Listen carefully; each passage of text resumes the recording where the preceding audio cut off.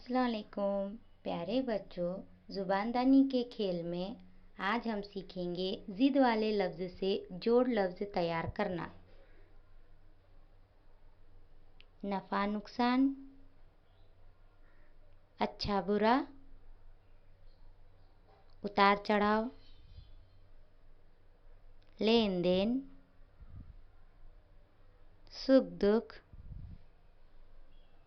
नीचे ऊपर, दाएं बाएं, सही गलत, दिन रात, सुबह शाम, आजकल, अंदर बाहर,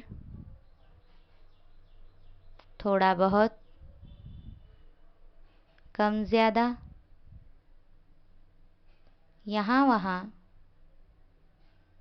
इधर उधर। शुक्रिया, आप भी मश्क कीजिए।